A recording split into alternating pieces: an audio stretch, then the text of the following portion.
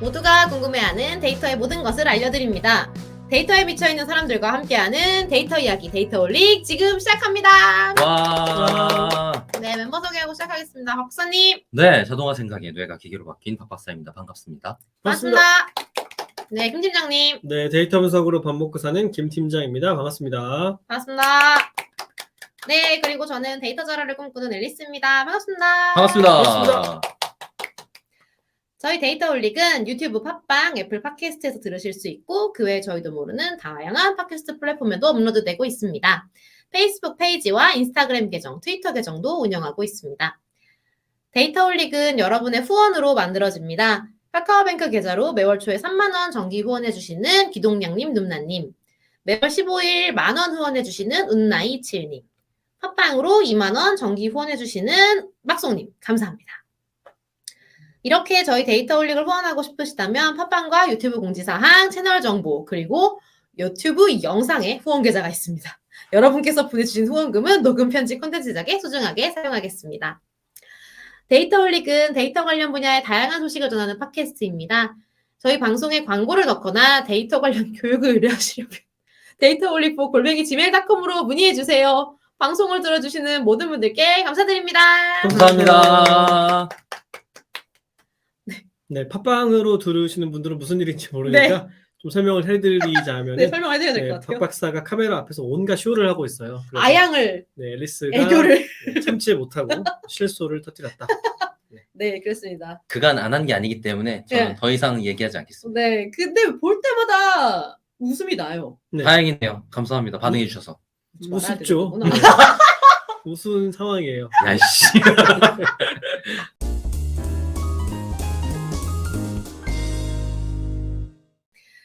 근황이요. 아, 진짜 야, 계속 이제- 그렇게 할 거예요? 약간은 손이라도 하더니 이제는 둘이 알아서 해. 그날 거의 무슨 네. AI 스피커한테 열심히 하는 것과 같은 톤으로. 이거 챗 GPT가 받았으면 대답했겠다. 아, 어, 네. 우리는 거의 되지 않습니다. 네. 아쉽다. 네, 오늘 이번 방송도 역시 저희 스튜디오에서 오프라인으로 진행이 되고 있고요. 와. 네, 와, 장소 후원. 해주시는 앨리스님 감사합니다. 아주 앨리스님이에요? 네. 정소원? 아니요, 인프런이요. 야, 자. 야. 인프랩은 아니고요. 인프랩은 회사 이름, 인프런은 서비스 이름인데 이거 이렇게 말해야 돼요? 고마워요. 말하게 해줘서 고마워요. 네, 장소원 인프런. 네, 그렇고요. 오프라인으로 저희 이렇게 볼 때마다 이제 방송을 항상 들으시는 분들이 텐션이 다르구나라는 걸 너무 많이 느끼실 것 같아가지고 저희의 우스운 모습이 보고 싶으시다면 혹시 팟캐스트 팟빵으로 듣고 계시다면 유튜브로 오시면 네, 저희의 우스운 모습을 보실 수 있습니다. 죄송하고요. 네. 그냥 더 아까 다 하긴 했는데 또 그래도 이번 방송을 처음 들으시는 분들도 계실 수 있으니까요. 간단하게만 다 박박사만 보고 있어. 네. 어떻게 알았지? 자연스럽게 여기서 말하겠지. 그냥 당연히 네, 재밌는 근황 없어요? 아, 지금 계속 뭔가 할 때 역시 나온다. 그래. 안 할래. 그래서요. 진짜 안 할 거야? 그래서요. 아니, 애기의 일들이랑 계속 비교해서 보게 되더라고요. 그래갖고 애기랑 같이 애기가 이가 빠졌습니다. 어메. 이가 빠졌다고요? 네. 그러면 좋은 일인 거죠? 첫째가 이가 빠졌으니까 빠질 때가 되긴 했어요. 아, 그럼 영구치가 나는 건가? 이제 연구치가 나기 시작하겠죠. 어메. 네. 그래갖고 처음으로 아이의 이를 빼봤습니다. 직접요? 아, 너가요? 어. 아니 너무 많이 됐어. 그러니까 이게 좀 아프거나 빠질 것 같으면 빨리 치과를 치과 갔어야 가자. 되는데 처음이니까 응. 이가 아프다 아. 그랬는데 몰랐구나. 그 상황인 줄을. 그런 줄을 몰랐던 거예요. 어메. 왜냐면 이가 빠진다는 게 훨씬 더 뒤에 일인 줄 알았어. 자, 우리 이제 이 빠진 시기에 이로 아들 얘기하면 되는 겁니까? 아니 그래갖고 그거를 한 2, 3일에서 일주일 근은절인 것 같아요. 그랬는데 이가 아프다는 거예요. 근데 이가 이만큼 올라와 있는 거야. 옆에 이에 비해서. 큰일 났네? 근데 그게 토요일이었어요. 아, 병원이 문을 안 열었어. 그래갖고 월요일날 가자 이렇게 된 거예요. 근데 일요일이 됐어요. 근데 더 빠졌어? 요만큼 더 나와 있는 거예요. 근데 이제부터는 피가 나기 시작하는 거예요. 아, 아이고. 안 되겠다. 그래갖고 실을 갖고 와서 어. 전통적인 방식을 동원하려고 했는데 어. 이게 힘을 주고 한 이런 레벨의 문제가 아니고 어. 내가 이렇게 해서 쏙 할 것 같은 수준이 된 거예요. 어. 손으로 해도 될 것 같은? 그래 그 수준이 될 정도로 아기가 아팠는데 몰랐던 거야 내가. 아이고. 그래갖고 근데 치과는 안 여니까 그래갖고 어쩔 수 없이 실로 잘 묶어서 음. 이렇게 밴드 빠졌어요. 안 아프게 빠졌네요. 이러고 끝났어. 네. 신기한 경험이었겠네요. 너무 특이한 경험했어요. 네. 아이도 신기하고 아빠도 음. 신기하고. 그러게. 이게 이렇게 피가 나오면서 어쩌고저쩌고 돼갖고 그래서는 지혈을 잘하고 이제 양쪽 부모님께 알렸죠. 이가 빠졌다. 그러면 그거 양쪽 부모님께 알려야 돼요. 알릴 만한 내용인가요, 그것이? 뭐 첫째 소식이라면 감사하지 않을까요? 네. 그렇구나. 네. 알릴 만한 소식이라기보다는 이제 근황 같은 거죠. 이해했습니다. 아, 무슨 일 있었지 하면서 제가 하는 근황처럼 하는 근황 같은 느낌인 거죠. 네. 그렇구나. 이 빠지던 시절이 기억이 나나요, 두 분은? 본인의 치아. 저는 실로 묶어서 뺐던 기억이 하나 있어요. 네. 여러 개를 뺐겠지만 그 중에 한 개는 기억이 나요. 나 항상 치과 갔던 것 같은데 그렇게 빼본 적은 없는 것 같아요. 음. 기억이 안 나는 건가? 사실 옛날 잘 기억 못하거든요, 저. 저도 잘 기억 세대 못해요. 차이인가? 뭐야? 그런가요? 근데 뭐, 치과 가는 게 맞아요. 응? 근데 치과 가는 치과 가는 게 맞아요. 맞죠. 음, 그래야 음, 부작용 없이 예쁘게 뺄 수 저희 있겠죠. 아빠는 돈 아까워한 것 같긴 하지만 어쨌든. 네. 그렇군요. 세대 차이를 느껴요, 저에게? 아니잖아요. 아니 왜냐면 아주 예전이라면 네. 가까운 곳에 병원이 없고 뭐 이럴 수 있지 않을까요? 네, 네. 뭐 그럴 그다음에 수도 치과에 가는 것이 그렇게 일상적인 행위가 아니는 그런 시절도 있는 거니까. 우리가 그렇게까지 나는 차이가 내 말은 뭐 나랑 느끼는 거잖아요. 아니구나. 착각했네. 참 많이 나죠. 다들 저를 굉장히 어리게 생각하는 것으로 할까요? 아니 왜냐면 저는 좋은 결론인데. 아니 저는 거꾸로 치과에서 뺀 게 기억이 잘 없고 옆집 아줌마가 빼주는 기억 진짜? 이런 기억만 있어서. 근데 그건 있었던 것 같아요. 내가 이거 실로 빼야 돼? 했을 때 저는 걱정되긴 했어요. 피가 나고 있으니까. 그래. 네. 아버지도 무섭지. 그러니까 그런 경험을 한 셈인 거지. 네. 그러네. 그리고 앨리스가 없을 때 했던 근황이긴 한데 네. 제가 이쪽에 이가 없었거든요. 네. 그거 임플란트 한다고 했었어요. 했어요? 네, 그래서 잘했어요. 축하합니다. 와 정말 근황이다. 정말 개인구나. 계속 이에 대한 얘기를 하게 되는데 어쩌다 보니까 생각이 나서 어쩔 수 없었습니다. TMI 날리기. 네. 아니 왜냐면 처음 저희 이 스튜디오 방송했을 때 두 분은 모른다고 했는데 제가 그 다음에 모니터링 하니까 제가 이쪽 이가 없는 거거든요. 근데 얘기를 이렇게 해야 되잖아요. 너무 빠진 이가 보이는 거예요. 저한테는. 그 얘기를 그 다음번 근황할 때 김 팀장한테 했어요. 그래서 다음엔 보이겠다 막 그랬었거든요. 이제 나오겠구나. 네, 근데 오늘은 이제 이가 있어서 그게 구멍이 없습니다. 네, 와, 네, 축하합니다.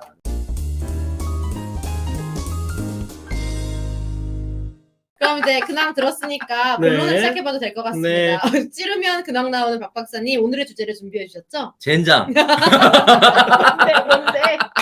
네. 쭉 하세요. 네. 아유 근황도 내가 다 했네 생각해보니까. 그러네, 미안합니다.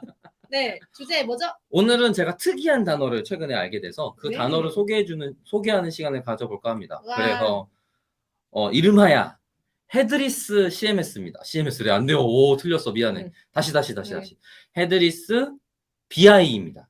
헤드리스 BI. 네. 머리가 없는 BI인가요? 이 정도 못 내요. 일부러 가만히 있었어. 왜? 당황하라고. 아니, 당황 안 돼. 물어본 건데. 그래요? 헤드리스라는 단어는 헤드리스 아까 제가 실수를 한 것처럼 헤드리스 CMS에서 많이 유명해진 단어기는 해요. 그리고 우리도 많이 알아요. 헤드리스 브라우저라는 표현을 써서 크롤링할 때 쓰거든요. 크롤링할 때 브라우저가 켜져 있는 채로 걔를 셀레늄이 가장 유명했지만 그 데이터 크롤링을 할 때 HTML이나 그 CSS 파일을 직접 갖고 오는 과정 말고 동적 페이지라고 부르는 애의 데이터를 갖고 오려면 브라우저를 켜놓은 채로 걔로 갖고 와진 데이터를 갖고 오게 해야 돼요. 근데 그거를 브라우저를 실제로 키는 건 이 GUI를 수행하는 컴퓨팅 리소스를 과도하게 사용하는 일이 발생하기 때문에 그거 없이 백그라운드로만 걔가 있는 것처럼 돌게 처리해 줄게 라고 하는 게 헤드리스 브라우저거든요. 그러니까 앞에 보이는 거 없어 라는 뜻이에요. 헤드리스는. 그거랑 똑같이 그냥 CMS라고 부르면 CMS의 가장 유명한 건 워드프레스입니다. 워드프레스는 어떻게 만들어져 있냐면 컨텐츠를 관리하는 어드민 페이지와 컨텐츠를 보여주는 블로그 페이지가 있어요. 이게 CMS예요. 그러면은 뉴스 사이트를 워드프레스로 만들면 워드프레스로 만들어진 사람들이 보는 공간.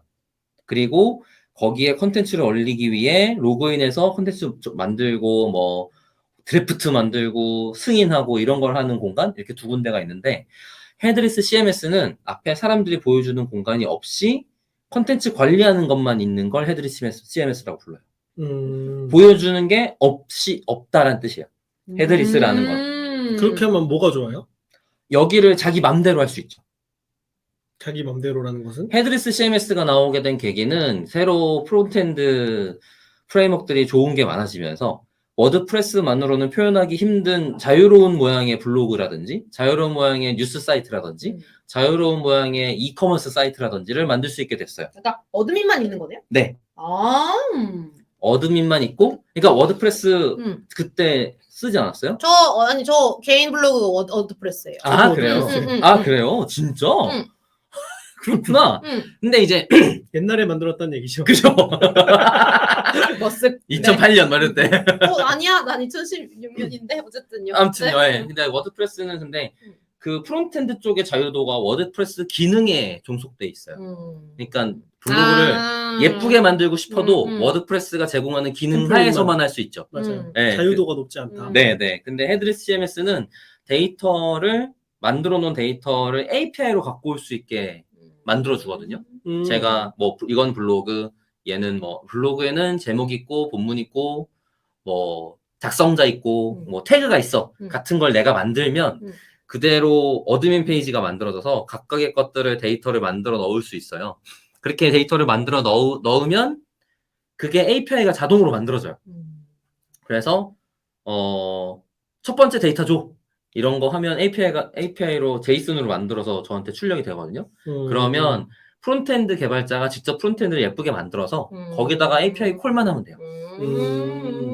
그러면 뭐 리스트라든지 리스트라는 거는 그 블로그 글이 몇 개 있는 한꺼번에 보이는 페이지라든지 아니면 상세 페이지 들어가서 보는 거라든지 이게 블로그로 예시가 돼 있지만 이게 이커머스야 라고 하면은 상품 정보 페이지에 대한 데이터라든지 판매처에 대한 데이터라든지 이런 것들을 데이터로 만들어서 그거를 API 콜을 해서 제이슨을 갖고 와서 그러고 나서 이제 프론트에서 보여줄 수 있도록 작업을 할 수 있게 되죠. 그럼 워드프레스라는 프론트엔드 구조에서 벗어나서 자유롭게 만들 수 있다라는 장점이 생겨요. 그래서 그럼 헤드리스 BI는 뭐라는 거죠? 네, 그래서 헤드리스 BI는 방금 말한 것처럼 프론트엔드가 없다잖아요. 프론트엔드랄 게 뭐냐면 차트 만드는 공간 같은 거라고 보시면 좋을 것 같아요. 우선 BI가 먼저 설명을 해야 될 것 같은데 좋네요. 우리 BI가 뭘까요? 뭐라고 알고 계세요? BI요? 네. 래퍼 아니에요? 수습 안 된다. BI 래퍼 알죠? 나는 그것도 못 알아들었어. BY예요, BY. 사실 BI도 있어, 아이돌. BI도 있어요? 아이돌도 있구나. 맞아. 있을 수 있죠. BY. 아니 있을 수 진짜 유명한 애야. 진짜 우리 약간 BY보다 유명해. 의사소통 되는 거 맞지 이거? 네, BI. 좋아요. 네. 그 약자로 얘기했으니까 우선 풀어볼게요. 네. 비즈니스 인텔리전스라는 뜻입니다. 와. 비즈니스 인텔리전스라고 부르는 BI라는 단어도 사실은 좀 올드 패션한 단어 중에 하나예요. 그게 그 회사의 디지털 트랜스포메이션이라는 큰 기업들에서 사용하는 용어에 해당되는 쪽의 용어 같기도 하고 제 느낌에는 그쪽에서 이제 비즈니스 의사결정 지원 도구라는 맥락의 단어로서 나오게 된 건데 이 단어에 대한 디테일을 설명하기 전에 다시 한번 질문을 해보겠습니다. 비즈니스 인텔리전스가 뭔가요? 어떻게 알고 계세요? 이런 거죠. 대표가 이런 걸 알고 싶어. 우리 회사 직원 몇 명이냐? 오, 좋아. 지난달에 매출 얼마 났니? 좋아. 네, 이런 걸 알고 싶은데 그런 질문을 했을 때 자료를 다 가져와가지고 정리를 다 해서 피벗 테이블로 표 만들어가지고 그래프 만들어야만 이 질문에 답을 할 수 있잖아요. 그동안은 정기적으로 사람이 그걸 만들어서 보고했죠. 그렇죠. 네. 이런 작업을 자동으로 할 수 있게 도와주는 툴. 비즈니스를 하는데 필요한 그런 의사결정 과정을 도와주는 그런 툴. 이렇게 이해하고 있죠. 너무 좋아요. 앨리스는 어떻게 알고 계세요? 다 들었는데요, 방금? 앨리스한테 먼저 물어볼 거야. 그래. 나한테 정답을 물어보고. 그러니까 BI를 설명할 수 없지만 들어본 저는 도구를 말했겠죠, 저 같은 경우. 그것도 괜찮아요. 네. 태블로라던가 태블로, 그렇죠. 대표적이죠. 뭐 데이터 스튜디오도 BI랑 비교할 수 있는 그렇죠. BI인 거죠. 최근에 루커라는 이름으로 변경했지만 네, 어쨌든. 맞아요. 루커 스튜디오로 바뀌었고 그리고 뭐 아마존 퀵사이트 오. 이런 것들을 아마 저는 이런 것들을 지금 회사에서 접하고 있거든요. 네, 그래서 네, 네. 막 BI를 막 설명할 수는 없지만 그냥 BI라고 하면 그냥 대시보드 보는 도구? 약간 이런 느낌 정도? 회사에서 접하고 있는 그게 뭐가 있어요? 혹시 예시를 들어줄 수 방금 있어요? 3개. 아니, 그러니까 그건 도구고. 그러면 유시지? 사용 사례? 네. 사용 어떤 사례. 용도로 사용하는가? 뭐 매출을 파악한다던가. 아까 그 얘기 나왔었네요. 매출 파악하는 거랑 이제 뭐 저희 같은 경우에 이제 강의가 뭐 유입되는 경로 같은 거를 대시보드로 뭐 정리해 놓는다던가 강의로 이제 그 구매자들이 유입되는 경로 뭐 이런 거 고객 분석을 한다. 네, 고객 분석에 대한 것도 있을 수 있고 보통은 그런 식으로 사용되죠. 뭔가 이벤트를 했을 때 그 이벤트에 대한 데이터, 이벤트라는 건 이제 그런 이벤트 말고 행사. 행사도 행사고 뭐 온라인으로 하는 이벤트도 이벤트고 예를 들면 뭐 저희가 지금 뭐 전사 할인 이벤트 같은 걸 뭐 하고 있는데 이거 홍보를 너무 열심히 하는 거 아니야? 아니 그러니까 예를 들면이라고 지금 생각나는 케이스를 말하는 거예요. 본인 일이 그건데 어떻게 맞아. 예일이 이건 걸 그래서 좋아요. 그런 이벤트를 했을 때 뭐 이런 팔로업 같은 거를 이제 대시보드로 데이터를 보고 싶을 때 뭐 그런 것들. 그러면 지금 방금 사례에서도 궁금한데 이런 그러니까 이벤트 할인 이벤트를 한다고 쳐요. 그 미리 그걸 뭐뭐를 봐야겠다고 대시보드를 준비해놔요? 사실 그거는 제가 그쪽으로는 안 해봐가지고 이벤트 쪽은 안 해봤고요. 그 사후에 하죠 보통. 일이 있고 나서 데이터가 쌓이고 난 다음에 네, 데이터가 있어야 그걸 만들 수 있는 거니까. 근데 사실은 이미 적재되어 있는 데이터도 있어서 예를 들면 아까 뭐 매출을 파악한다라던가 이런 거는 계속 쌓이고 있는 데이터잖아요. 그래서 그 데이터를 바탕으로 하는 거는 뭐 사후에 하지 않고 원할 때 들어가가지고 뭐 데이터 파트랑 같이 쿼리를 짜가지고 그거를 본다던가 아니면 이제 아까 말한 퀵사이트 같은 정도는 이제 그 쿼리 안 짜고 그냥 뭐라고 표현하죠 그거? 드래그 앤 드롭이요? 그런 식으로도 할 수가 GUI? 있으니까 GUI로도 할 수 있으니까 콩콩 전공자인데 이런 거 기억도 못하고 네 GUI로 한다던가 그런 식의 할 수도 있고 네 그렇습니다. 좋아요. 그랬던 것 같아. 그러니까 지금 BI라는 게 결국에는 지금 회사에서 일어나는 일들이 데이터화된 것이 있어서 그거를 빨리빨리 봐갖고 지금의 상태를 파악한다든지 그래서 의사결정을 하는데 도움을 받는다든지 그렇죠. 의사결정을 하는데 도움을 받는다라는 걸로 예쁜 마케팅 용어를 만든 게 비즈니스 인텔리전스죠. 비즈니스 지능이니까. 네, 그동안엔 지능적이지 못했다. 네, 그걸 저도 그 용어 처음 들었을 때 되게 이상했어요. 도구한테 무슨 그렇지 않아? 비즈니스 인텔리전스라는 이름을 붙였을까? 아마 마케터 누군가가 만든 용어겠죠? 잘 팔리게 하기 위해서. 그러고서는 아예 업계 용어로 자리 잡아서 도구를 지칭하는 단어가 됐어요. 다른 애랑 다르게 또. 저는 BI보다 AI를 먼저 접했거든요. 진짜? 그 단어를. 그러니까. 그래서 저는 거기에 진짜 뭔가 인텔리전스와 관련된 기능이 탑재되어 있는 툴인 줄 알았어요. 근데 알고 봤더니 대시보드 만드는 툴이더라. 라는 인상을 결국엔 갖게 되었죠. 맞아요. 지금 말씀해 주시는 게 거의 다 맞고 실제로 겪고 계시니까 그게 더 와닿으실 것 같아요. 그래갖고 BI를 일반적으로 생각을 해보자면 지금 말씀하신 것처럼 여러 가지 회사에서 일어나는 데이터들이 있겠죠. 대표적으로 방금 말씀하신 고객 분석을 위한 CRM 관련된 데이터, 그 다음에 우리 내부 구성원들에 관련된 데이터들도 있을 수 있을 것 같고요. 예를 들면 CRM도 있겠지만 그 ERP라고 부르죠. 그 내부적으로 뭐 물류라든지 아니면 뭐 자산 관리라든지 이런 것들도 다 사실은 우리 기업의 지금 상태를 파악하는 데 필요한 데이터들이에요. 근데 그런 데이터화하는 것들이 굉장히 성장해 왔어요. 옛날에 90년대에 있었던 오라클 같은 ERP만 얘기하는 게 아니고 현대에 와서 사스로 발전된 세일즈포스 같은 ERP도 있고 CRM도 그쪽에 관련된 데이터들이 굉장히 많이 발전했죠. 그리고 그쪽에 뭐 광고 마케팅 자동화라든지 등등등의 것들도 있고 지금 말씀하신 것처럼 사이트의 유입, 고객 유입 분석, 퍼널 분석 이런 것들도 다 결국엔 데이터의 일종들이고 그걸 보기 위한 각각의 대시보드들이 있는 상황이에요. 원래는. 그런데 이거를 그러면 각각의 도구들이 다 따라가서 일일이 그 모든 대시보드들을 봐야 되느냐라고 생각하면 너무 어렵고 힘든 일인 거야. 그러다 보니까 뭐 어떻게 하기 시작했냐면 그거를 엄청나게 큰 그리고 엄청 빨리 돌아가는 데이터베이스에 때려박고 그거를 공통으로 보는 뷰를 만들어서 뷰라는 표현했지만 그 차트 보는 곳, 대시보드 만드는 곳이라고 할게요. 그걸 만들어서 지금 만들어져 있는 많은 데이터들을 아까 엄청나게 빠르고 엄청나게 큰 데이터베이스에 한꺼번에 다 넣어놓고 한 곳에서 볼 수 있으면 그리고 그걸 보기 위해 자유롭게 사용할 수 있으면 뭐 요즘 말하는 BI라고 볼 수 있을 것 같아요. 그리고 심지어 그 데이터베이스나 뷰 부분을 직접 쓰고 싶지 않아서 어떤 대표 서비스 하나만 쓰겠어. 예를 들어 제일 많이 사람들이 쓰는 사스가 세일즈포스인데 대부분의 다른 데이터 소스에서 만들어진 데이터들을 역으로 그러니까 서비스들에서 데이터를 빼오기를 ETL이라고 부르는데 세일즈포스라든지 그런 유명한 데이터에다가 한꺼번에 다시 밀어넣게 돼요. 그런 경우도 있어요. 그러면 세일즈포스가 제공하는 대시보드 기능에서 그 데이터를 볼 수 있으니까. 그거를 리버스 ETL이라고 불러요. 네, 이게 그 비슷한 맥락에서 다 나오는 말들이에요. ETL이 그거 아니에요? 저 알아요. 익스트랙트. 보자. 하나 성공했어요. 데이터 적재 추출 뭐 이런 거였는데? 얘기 다 했는데 지금. 네, 다 했어요. 단어 3개야 아직 안 끝났어. ETL 로드. 좋아. 로드까지 맞지? T가 트랜지션이에요? 다른가? 트랜스폼이었던 것 같아. 트랜스폼? 네. 네, 아무튼 그런 겁니다. 네, 청취자 여러분.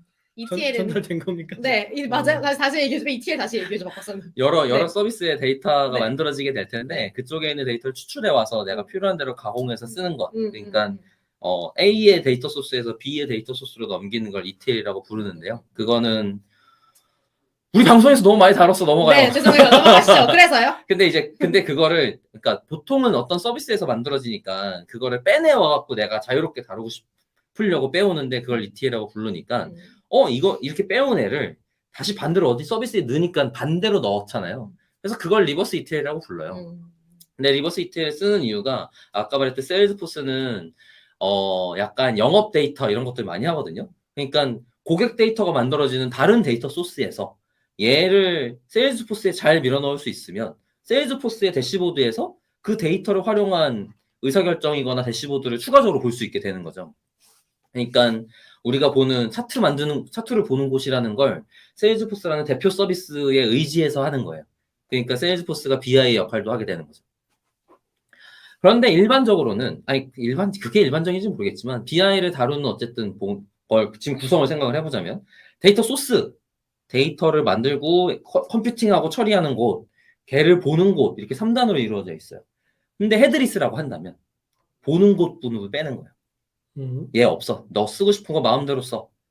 그리고 보고 싶은 걸 보는 데는 너가 쓰고 싶은 도구를 아무거나 써도 돼. 내가 다 전달하게 해줄게. 인 거고 그 다음에 데이터 소스는 원래 소스들은 방법이 없잖아요. 원래 BI는 그래서 데이터 소스를 포함하지 않아요. 여기서 갖고 오기부터 시작해요. 그렇죠. 데이터 스토리지랑 컴퓨팅이랑 그 다음에 차트 보기 여기까지를 BI라고 불러요. 근데 지금 얘는 BI를 다루는 데 있어서 지금 굉장히 민감한 데이터잖아요. 그러니까 뭐가 필요하냐면 사람들 접근 제어가 필요해. 거버넌스라는 게 필요하다는 거죠. 보통 거버넌스는 엔터프라이즈급 제품의 기능이어서 그 기능이 달려져 있는 오픈소스는 거의 없다거나 아니면 클라우드로 따로 돈을 내야 된다거나 이런 식의 처리를 하게 돼요.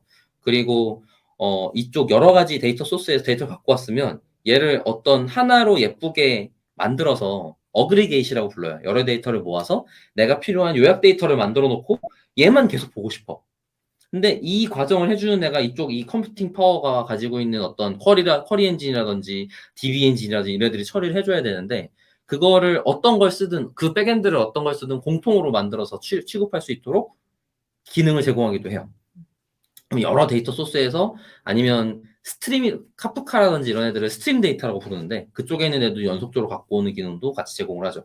그리고 이쪽 컴퓨팅이래. 그 DB 쪽 쿼리를 제공하는 DB 쪽에는 컴퓨팅 실행 연산이 발생할 때마다 돈이 발생해요. 지금 우린 다 클라우드에 쓰고 있으니까 우리가 뭐 온프라임의 하드웨어에다가 DB를 설치해놓고 쓰는 게 아니기 때문에 쿼리를 한 번 할 때마다 돈이에요. 그러면 그거를 앞에 메모리에다가 캐싱을 해놓고 쓴다면 비용 절감을 좀 할 수 있겠죠. 그리고 그거를 아까 말했던 헤드리스트 그 차트를 보여주는 애들, 예쁘게 보여주는 애들이 굉장히 많을 텐데 내가 필요한 걸 선택해서 쿼리를 하려고 할 때 그걸 제공해주는 API를 만들어주면 쉽게 할 수 있을 것 같아요. 왜냐면 지금 SQL을 모든 사람들이 다 알아야 돼 라고 말을 할 수도 있겠지만 사실 SQL마저도 굉장히 허들이 높은 도구 중에 하나거든요. 왜냐면 그 SQL 자체만을 이해하는 건 어려운 일이 아닌데 비즈니스 로직이 이미 결합되어 있는 우리 사내 데이터의 모양이 어떻게 생겼어? 라는 도메인 날리지를 결합해서 하려고 그러면 일이에요. 어려운 일이 돼버려. 그래서 도메인 날리지가 충분히 있는 사람이 예쁘게 볼 수 있는 API를 만들어주고 나서 그걸 가져다 쓰기만 한다. 라고 생각하는 개념이 사실은 데이터베이스 테이블로 만들면 데이터 마트라든지 새로운 뷰 테이블이라든지 이런 걸로 얘기하게 되는데 그걸 쉽게 만들어주는 기능이 같이 있게 돼요.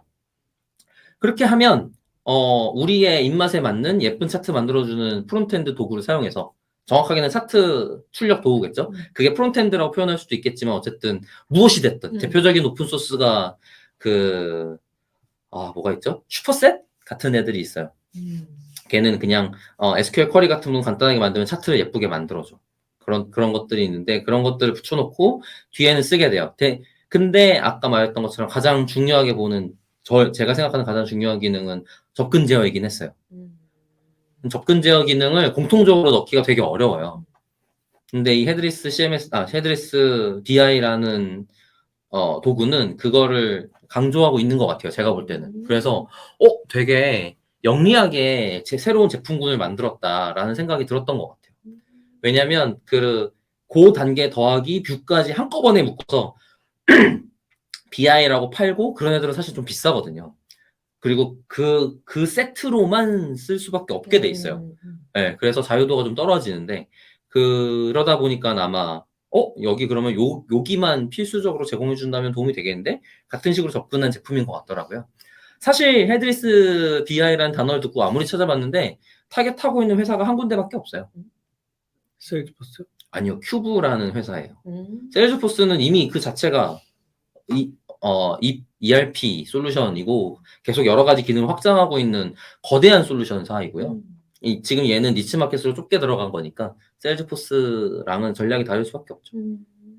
근데 데이터 분야에 좀 특이하게 나올 만한 단어를 너무 오랜만에 봐서 네, 오늘 소개 한번 해봐야겠다라는 생각으로 지금 얘기를 꺼냈고요.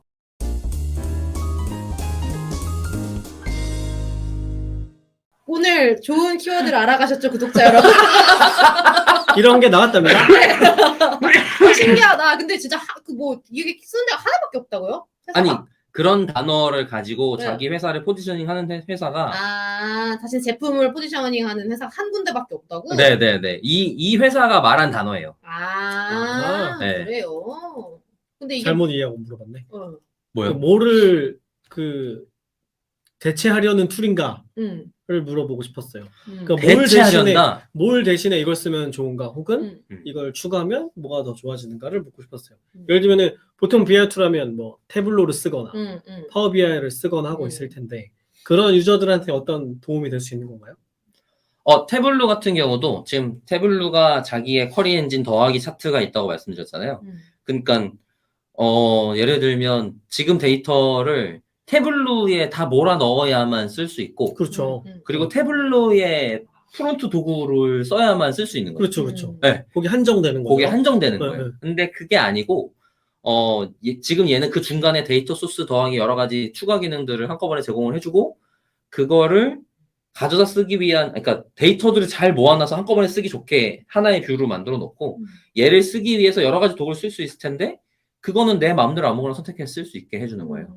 그 태블로를 붙였을 수도 있고, 심지어 그렇죠. 파워 BI를 붙였을 수도 있고, 그렇죠. 데이터 처리 부분을 조건 없이 다 해줄게. 네. 그러니까 파워 BI든 태블로든 붙여야 될 게 여러 개일 수 있지만 얘를 쓰면 얘 한 개로 끝난다. 상태가 확장성이 생기는 거네요. 그죠. 그리고 아까 말한 것처럼 그 파워 BI나 태블로의 데이터 소스 종속성이 생기면 걔를 다른 데서 쓸 수가 없게 되는데, 그렇죠. 그 종속성을 탈피하고 다른 도구를 다양하게 쓸 수 있는 상태가 되는 거죠. 그러면 이걸로 데이터를 정리해두면 네. 내가 만약에 새로 회사에 사람이 들어왔는데 이 사람이 태블로 유저든 네. 파워 BI 유저든 자유롭게 가져다 연결해서 쓸 수 있다. 맞아요. 물론 이제 회사들이 보통 둘 중에 하나만 쓰지만 그죠. 둘 다 비싸긴 해. 둘 다 구독하진 않겠으나 아니면 돈 안 들어가는 애 써라고 할 수 있겠죠. 오픈소스 뭘 쓴다든가 그러니까 도구에 구애받지 않을 수 있게 되는 거군요. 그 데이터 그죠. 부분이 자유로워졌기 때문에. 맞아요. 네. 정리 잘했죠. 너무 좋아요. 그리고 제가 정말 그게 맞는지 찾아보고 있는데 조금 더 다른 회사들이 있긴 한가 봐요. 그래요? 네. 그래. 이렇게 용어가 그렇게 한 회사가 믿는 것만으로 그렇게 박박사님이 내 눈에 들었을까 싶기도 하고. 그 박 박사가 보기에는 이게 앞으로 좀 일반화가 될 기술이다라고 보는 거예요? 이런 식으로 가지 않을까? 저는 되게 영리하고 내가 쓰고 싶은 도구였어요. 네, 왜냐면 제한이 안 걸린다는 그 점. 그게 때문에. 엄청 장점이거든요. 그렇죠. 근데 그 제한을 안 걸게 하기 위해서 제가 다양한 도구를 선택하게 하기 위해서 해야 될 제반 업무가 너무 많았어요. 맞아요. 네. 아까 말했듯이 그냥 맞아요. 아니 당장 거버넌스 체계 세우는 것만 해도 제일 큰일 중에 하나예요.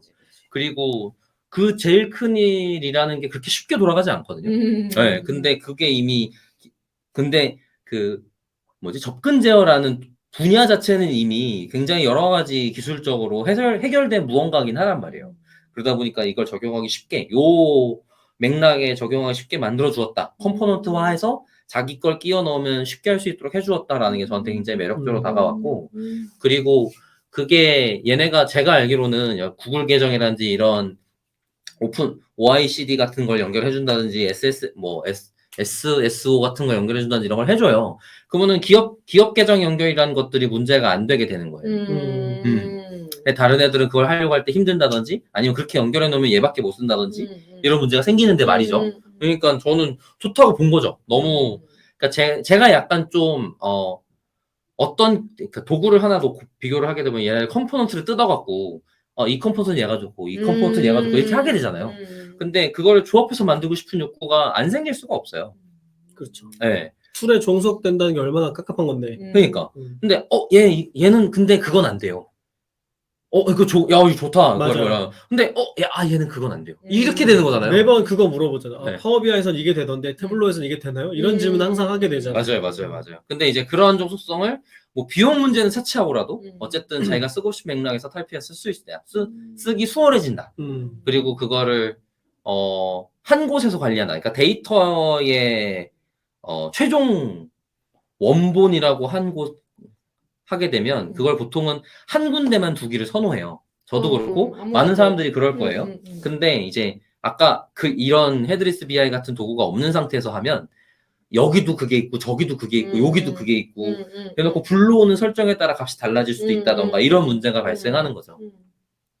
그런 것들을 줄이는데도 이익이 좀 있을 것 같고요. 쓰려고 들면 제가 느끼기에는. 그래갖고 처음에 단어를 보고서 볼 때는 이게 뭐야? 그랬어요. 전혀 못 알아들었어. 이게 뭘 하고 싶어 했는지를 몰랐단 말이에요. 근데 이제 BI라는 어떤 도메인, 그 다음에 데이터 플랫폼이라고 하는 관점에 대해서 제가 고민을 하게 되는 시점이 있어 계속 살펴보다가 다시 그걸 돌아가서 봤더니 얘 정말 영리하게 만들었다. 이런 생각이 좀 들었어요. 제가 헤드리스 CMS를 굉장히 좋아하거든요. 왜냐하면 헤드리스 CMS를 잘 쓰면 거의 보통의 모든 개발자가 일을 안 해도 돼요. 그 정도로 일이 단순해져요. 왜냐면 GUI로 데이터 모델을 만들고 데이터 모델이라는 건 테이블을 뜻해요. 예를 들면 테이블에 있는 컬럼들 이름을 만들고 컬럼들의 종류를 정하고 그 종류 중에 뭐 RDB라고 한다면 관계를 붙여갖고 보통은 1대1, 1대 다대다 관계라고 불러요. 그런 걸 설정을 해두면 그거를 동작하기 위해 필요한 데이터베이스를 알아서 다 만들어주고요. 그렇게 만들어져 있는 애를 API로 그냥 사용할 수 있어요.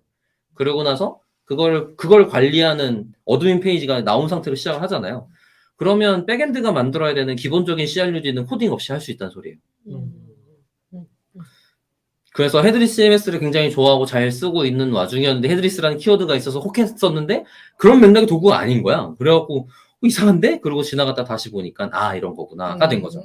네.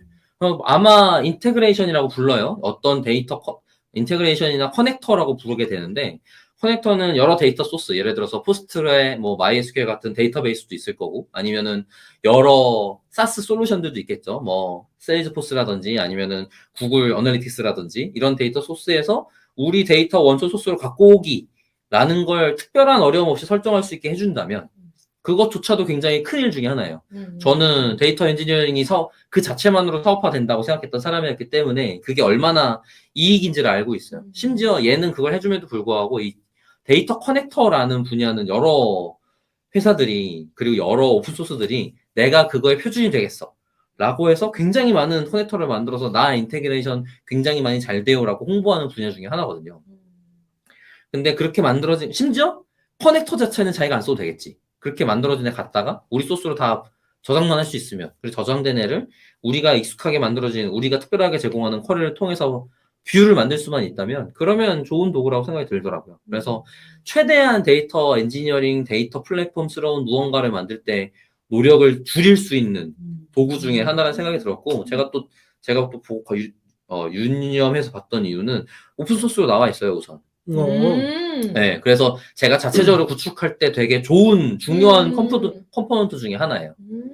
그래서 아마 곧 써보게 될 기회가 있을지도 모르겠다라고 생각을 하고 있고, 아마도 써보게 된다면 썼던 거에 대한 감상도 해볼 수 있겠다라는 생각이 듭니다. 네.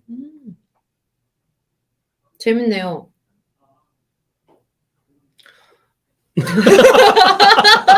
아니 오늘 앨리스 진행이 죄송해요. 오늘 저 약간 맥락이 없네요. 아까 맥락 있게 일해야 된다고 이전 방송에서 네. 얘기했던 사람인데 그죠? 네. 죄송하고요. 못한다고 얘기하고 맥락이 중요하다. 중요한 걸 내가 아는데 못해요. 라고 이렇게 얘기했던 어렵다라는 거구나. 걸 보여드리는 겁니다. 이것조차도 어렵다. 네. 그렇지, 맞아. 아.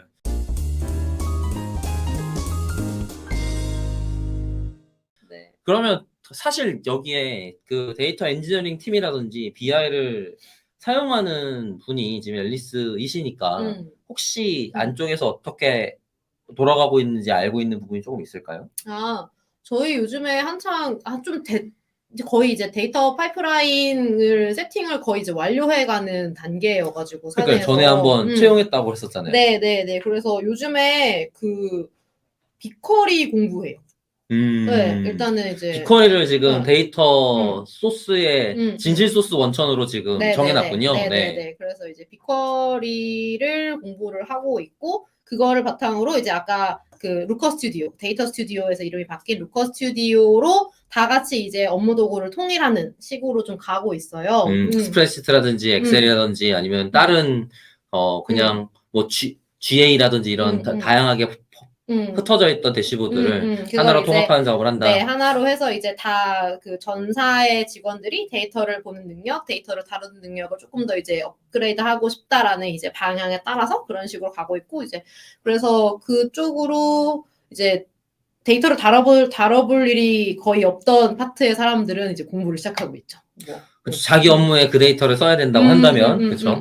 그래가지고 오늘 말씀해주신 그 헤드리스 BI 같은 경우나 이런 거는 뭐 내가 세팅은 당연히 안 하겠지만 그냥 그 말씀하시면서 그 저희 그 데이터 파이프라인 구조를 어느 정도 보여주셨거든요. 설명을 처음에 해주실 때 이제 전사 발표를 좀 해주셨었는데 그게 여기서 그런 식으로 쓸 수 있겠구나라는 약간의 어렴풋한 생각 정도는 되는 것 같아요. 근데 이제 그거를 제가 자세하게 설명할 수 없는 게, 왜냐면 전 데이터 잘하를 꿈꾸는 앨리스니까 그게 좀 아쉬운데요. 기회가 되면은 저희 데이터 파트분이랑 언젠간 한번 얘기를 나눠봤으면 좋겠는데 그게 언제 될지는 잘 모르겠고 어쨌든 그래서 익숙한 단어들이 나왔고 좀 이해가 되네? 라고 해가지고 오늘 좀 약간 신기한 것 같아요. 진짜요? 말한 게 이해가 조금 돼가지고 내가 그래도 데이터를 조금 쓰고 있나 봐 이런 생각을 좀 하면서 들었네요. 네. 너무 좋은 것 같아요. 이게 그 BI라는 건 언제든지 누구나 꼭 있었으면 좋겠지만 그 구축 비용이 그 이익을 만들어낼 때 시간이 걸리는 것 중에 하나예요. 그래서 많은 기업에게 데이터를 써야 된다라고 주장을 함에도 불구하고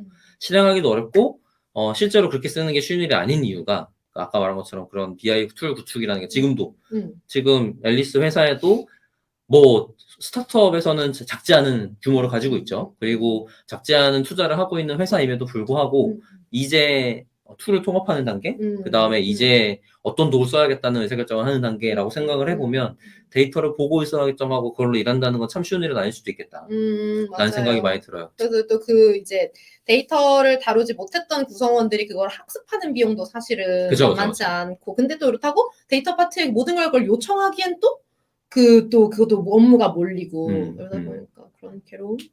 그게 그러다 보니까 그 비싼 태블로 파워 BI 같은 애들이 그런 타겟을 다리고 왔어요, 사실. 그건 쿼리 같은 건 좀 잘 몰라도 그렇죠. 그걸 열광한 거죠. 그걸 GUI로 할 수 있어요 같은 타겟으로 만들어진 도구여갖고, 그러니까 큰 기업들은 모든 애들을 다 학습시키는 비용이 너무 높으니까 얘를 써서 그냥 한꺼번에 쓸 수 있게 만드는 게 더 이익인 거예요.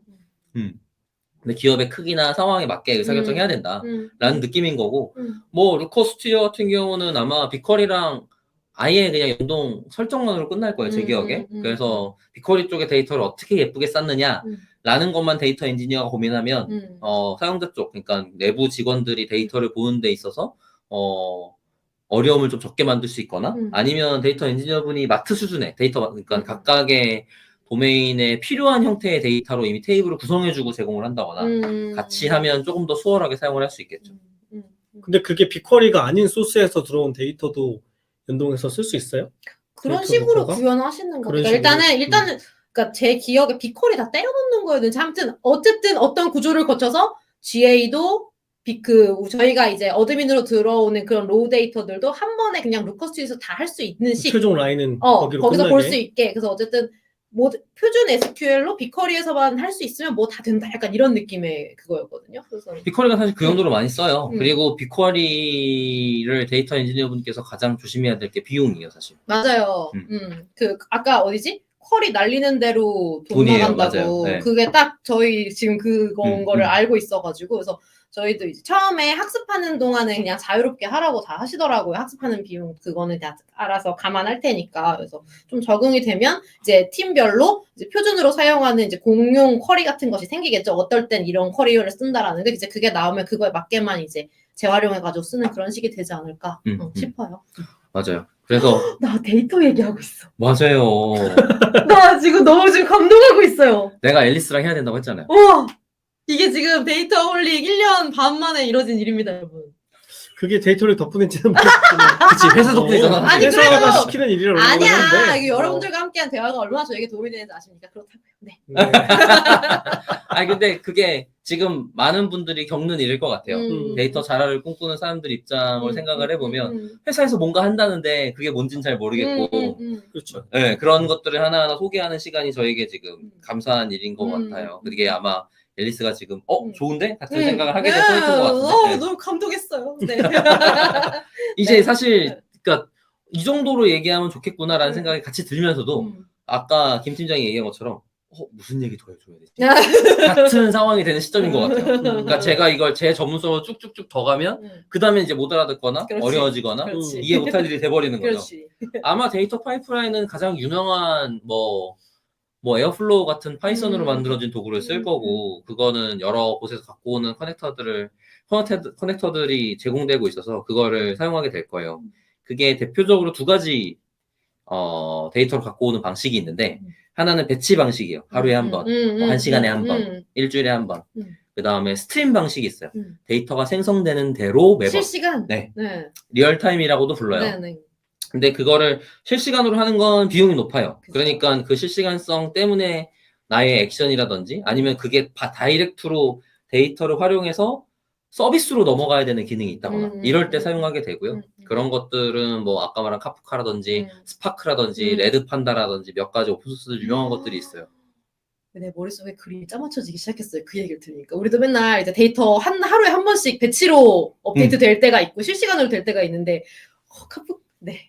저 감동. 뭐 혼자 감동을 했고. 아니 얘기 좀 해줘. 말을 하다가 얘기 좀 해줘. 답답해. 카프카가 뭐 이제 스트림 어쩌고 처리를 하는 것이다라는 게 그게 그렇게 실시간으로 스트림 처리를 하는 카프카를 쓴다는 게 그런 거구나라는 걸 조금씩 이제 명확하게 그러니까 하도 많이 들었는데 뭔지 모르는 상태에서 그러니까 데이터 엔지니어링 할 때 쓰는 뭐 빅데이터를 다룰 때 쓰는 막 도구들으로만 알고 있다가 연결이 돼가지고 놀래가지고.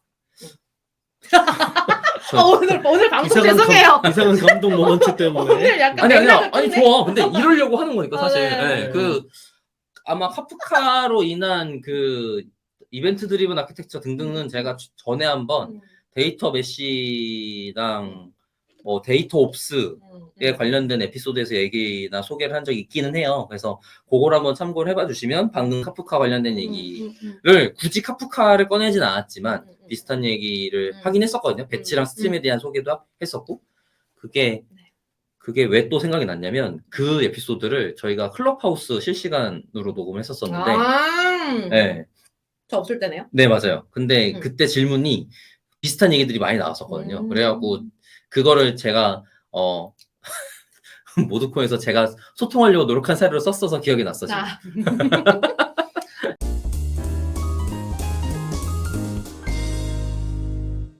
그래서 네.